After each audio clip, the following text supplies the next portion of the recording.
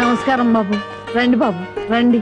మీలాంటి పెద్దలు మా ఇంటికి రావడం మా అదృష్టం. మర్యాదలు చాలు, మా అమ్మాయిని మాతో పంపించండి. శ్రావణ శుక్రవారం కదా బాబు, పూజ చేసుకుంటుంది. అమ్మా జానకి, జానకి ఎవరొచ్చారో చూడు.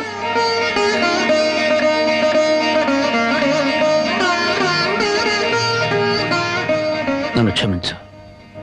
ఒక దుర్మార్గుని జైలు తోయించడానికి నేను దుర్మార్గుని కావాల్సి వచ్చింది.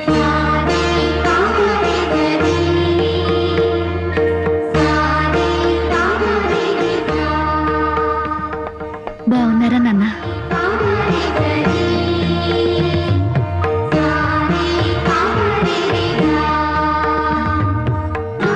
చల్లగా నూరేళ్ళు బ్రతికమ్మ.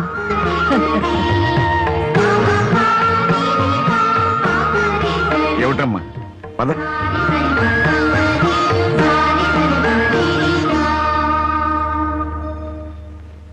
పదమ్మా. నన్ను క్షమించండి నాన్న, నేను రాను. జానకి, నీకన్నా పిచ్చి పెట్టిందా? లేదు, జీవితం అంటే ఏమిటో ఇప్పుడే అర్థమైంది. పరాయి మగాడు బలవంతంగా నన్ను ఇక్కడికి తెచ్చి 10 రోజులు నన్ను ఇక్కడ ఉంచుకున్నాక మళ్ళీ మన ఊర్లో అడుగు పెడితే అందరూ నన్ను చూసి నవ్వరా? నా శీలాన్ని శంకించరా? ఎవరే నీ శీలాన్ని శంకించేది? ఊరి నడిగడ్డ మీద ఉరి తీస్తాం. అలా ఎంతమందిని ఉరి తీస్తావు నాన్న? ఇంత జరిగాక నన్ను ఎవరైనా పెళ్లి చేసుకుంటారా? అలా చేసుకున్న నాతో సంతోషంగా కాపురం చేస్తారా?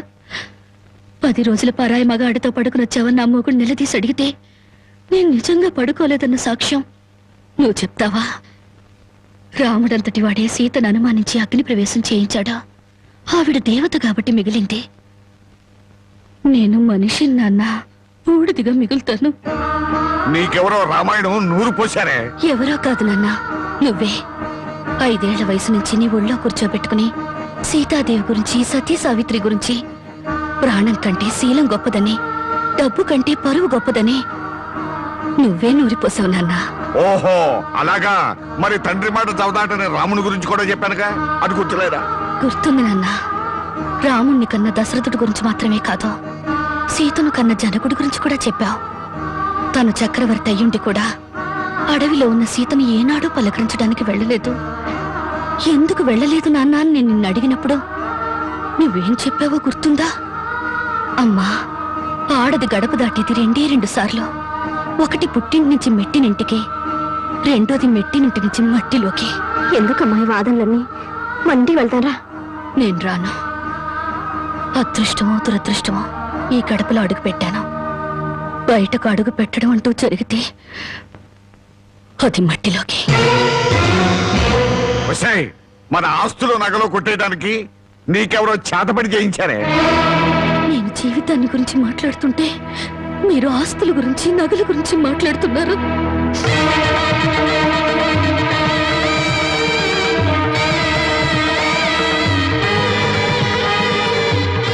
ఇదిగో నీ నగలు, ఆస్తులు నాకేమీ వద్దా.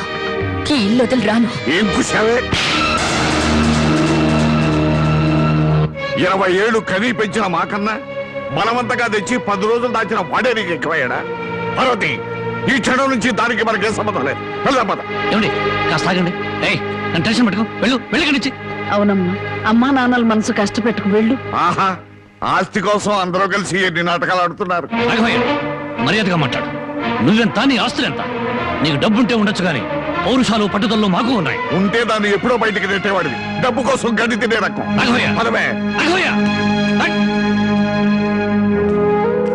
అసలు నీ మూలంగానే మేము ఎన్ని మాటలు పడ్డాం. మర్యాదగా ఇంటి వచ్చి బయటికి వెళ్ళు. చావు బతుకు ఇక్కడే తెలిపోవాలి. ఇక్కడి నుంచి మాత్రం వెళ్ళను. నీ ముండి వేషాలు నా దగ్గర కదా. చివరిసారిగా చెప్తున్నా, బయటికి వెళ్ళు. నీ వెళ్ళను. వెళ్ళకపోతే మెడబట్టి బయటికి గెట్టేస్తా.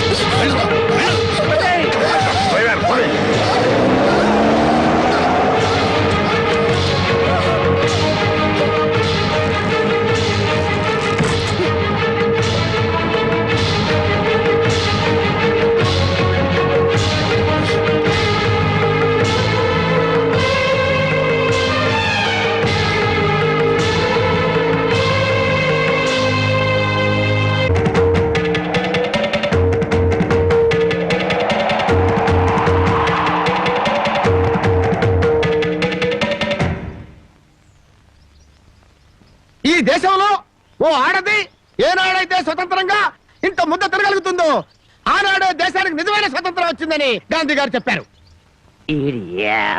ఎరా ఓ పూట తిండి కోసం గాంధీ గారి గురించి భారతదేశం గురించి ఎందుకు మాట్లాడతావురా? అది కాదండి, ఒక భారతీయ పేగు ఆకలికి మాడిపోకూడదు కదా అని మాట్లాడాను సార్. చాలే ఊరుకోండ్రా. అందరికీ న్యాయం చెప్పే రాంబాబు నీకు అన్యాయం చేయడు. రామ్మ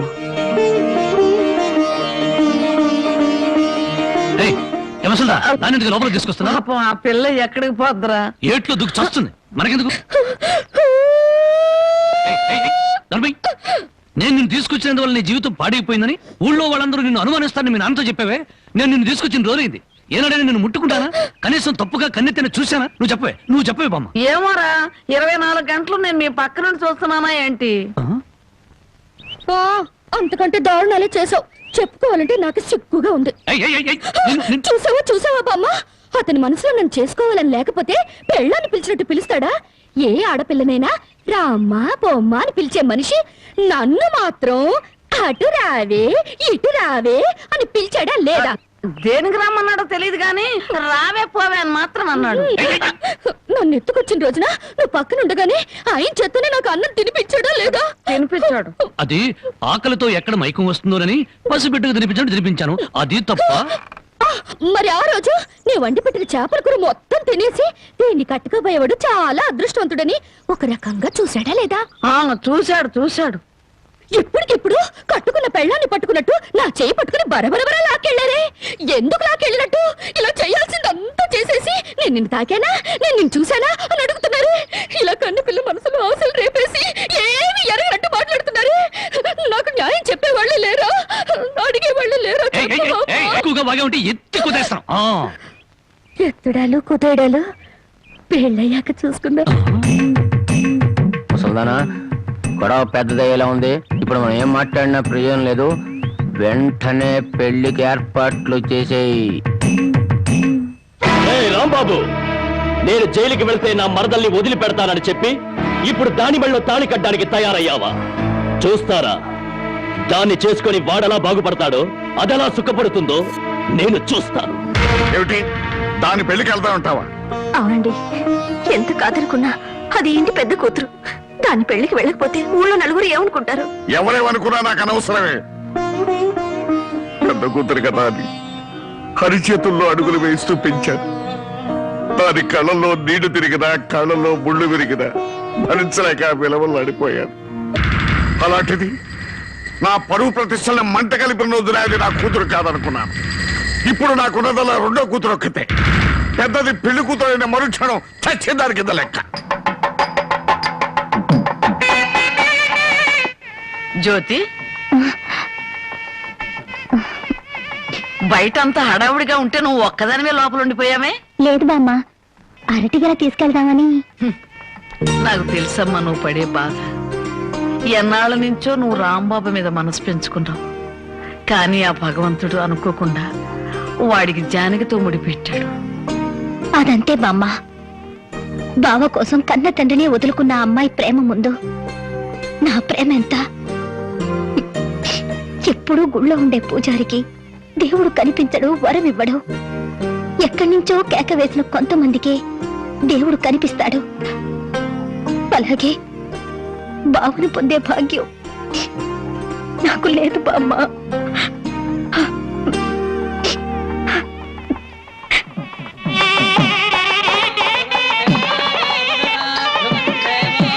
అన్ని పెళ్ళిళ్ళలో పెళ్లి కొడుకు ఎదురు చూస్తాడు. ఇక్కడేంటమ్మా పెళ్లి కొడుకు కోసం పెళ్లి కూతురు ఎదురు చూస్తుంది? అవునే చోద్యం. ఇంతకీ పెళ్లి కొడుకు ఎక్కడ? బామ్మ, ప్రతిరోజు పేకాడుకుంటూ సోగ్గాళ్ళ సంతోషంగా ఉండేవాడిని. ఈ రోజు నాకు పెళ్లి చేసి నా జీవితాన్ని సర్వనాశనం చేయాలని ప్లాన్ చేస్తావా? పెద్దవాళ్ళు పట్టుకుని ఇష్టం వచ్చినట్టు మాట్లాడతావు. ఈ పెళ్లి సభ్యంగా జరిగితే మహంకాళికి మేకపోతు కోసిస్తాను మొక్కుందంట. ముక్కుందా? ప్రతిసారి ఏదో ఒక ముక్కుపుడి పేరుతో ఊళ్ళో ఉండే మేకపోతలన్నింటినీ ఇలాగే కోయించేసింది ముసలిది. ఇక కోయించడానికి మిగిలింది నువ్వే. పెళ్లి జరగాలి కానీ అదంతసేపా? నన్ను వదలండి రే ఒరే నన్ను వదిలిండ్రా హ్యాపీగా పేకాడుకుంటాను ఒరే ఒరే ఒరే ఒరే నన్ను వదలండి రే ఒరే ఒరే వదిలిండ్రా రే రే రే ఒరే వదిలిండ్రా రే రే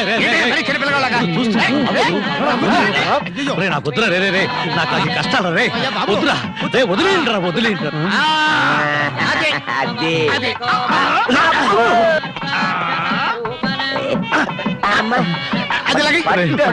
వదలండి రే రే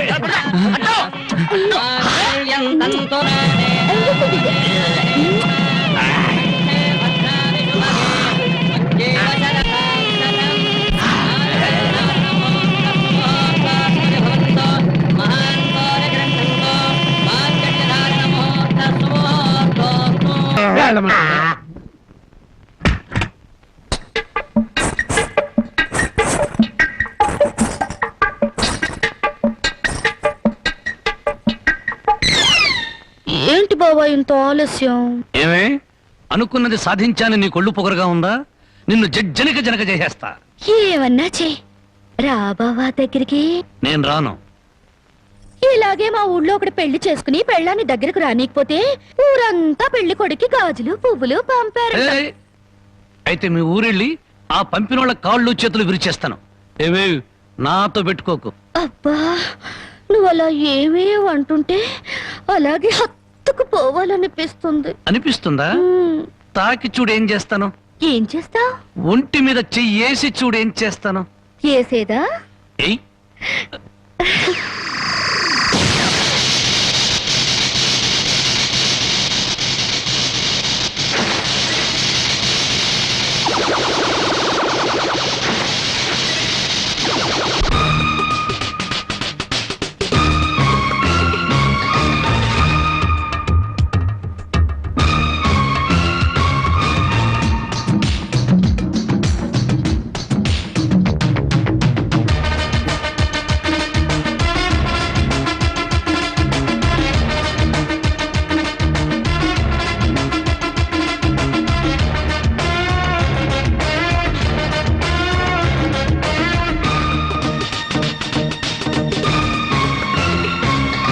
సత్యభామ సత్యభామ పిచ్చ షాకులిచ్చి రెచ్చగొట్ట మాకుమా.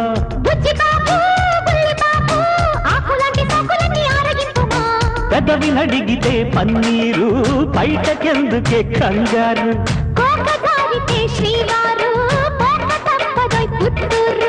కట్టాక మెళ్ళోన తాడి కమ్మంగా ఇవ్వాలే ఓలి వెచ్చంగా ఒళ్ళోన వాలి. సత్యభామ సత్యభామ పిచ్చ చాకులిచ్చి రెచ్చగొట్ట మాకుమా.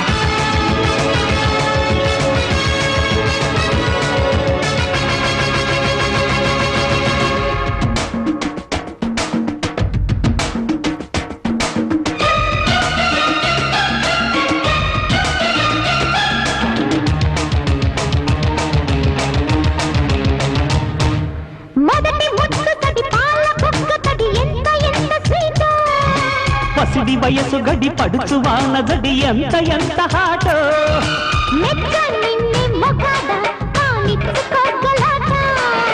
అచ్చాగుంది తమాషా అందించు లవ్ పరోటా.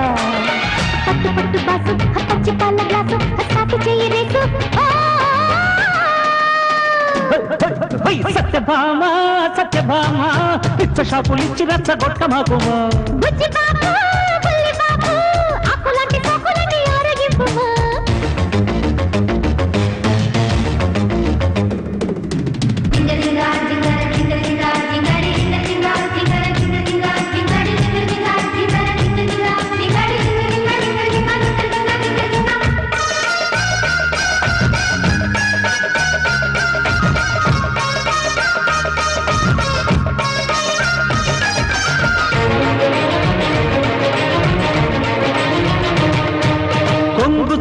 ఒక స్వర్గమున్నదని తెలిసినాది ఇప్పుడే.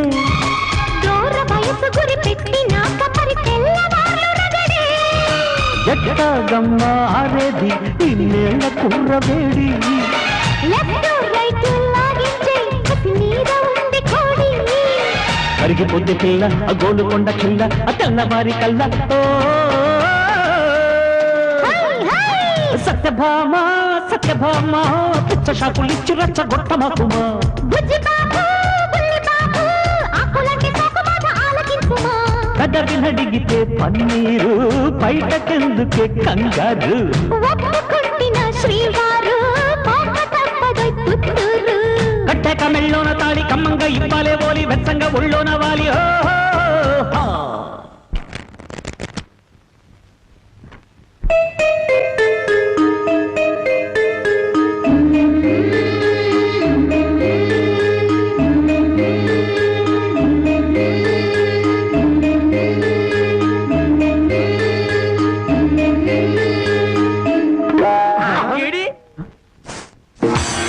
ఓర్నా తండ్రో, ఇవాళ ఏంట్రా ఇంత పెన్నాడ ఇంటికొచ్చేసా? అబ్బే నేను మా ఆవిడ కోసం వచ్చా అనుకున్నావా? చచ్చా, అయినా బామ్మ ఎంత బలవంతంగా పెళ్లి జరిగినా మన మర్యాద మనం చూపించాలి కదా. ఆ చేతిలో ఏంట్రా? మల్లెపూలు. ఈ చేతిలో? ఈ చేతిలో కూడా మల్లెపూలే. ఈ చేతిలో రా. ఇది హల్వా. హల్వా నాకు కొంచెం పెట్టవా? అమ్మో, ఈ హల్వా నువ్వు తినకూడదు. తింటే నువ్వు తాతయ్యను వెతుకుంటూ వెళ్తావు. ఆ తర్వాత నా దిక్కెవరు చెప్పు? నన్నేనా? వస్తున్నా వస్తున్నా. ఎవరు పిలవలేదురా. ఆ, స్వర్గలోకంలో ఉన్న మా తాతయ్య పిలిస్తే నీకు వినిపిస్తుంది కానీ లోపల నుంచి పిలిస్తే నీకేం వినిపిస్తుంది? వస్తున్నాను వస్తున్నా ఉండు. వీడికి అన్ని తాత బుద్ధులే. ఆయన అంతే. ఎందుకు పిలిచావంట? నేను పిలిచానా? ఆ, నేను పిలవలేదే. మరి బామ్మ చెప్పింది నువ్వు పిలిచావని. బామ్మా షష్, ఇంత చిన్న విషయానికి బామ్మను అడగడం దీనికి? అదే నీ కళ్ళు చాలా అందంగా ఉన్నాయి. నీ పళ్ళు అందంగా ఉన్నాయి. నీ ముక్కు కూడా అందంగా ఉంది. అయితే ఏంటంట? ఓ, అదే అదే అర్థం చేసుకోవాలి మరి. ఏమర్థం చేసుకోవాలి? అదే నా టెన్షన్ అర్థం చేసుకోవాలి. ఇదిగో నీకోసం మల్లెపూలు తెచ్చాను.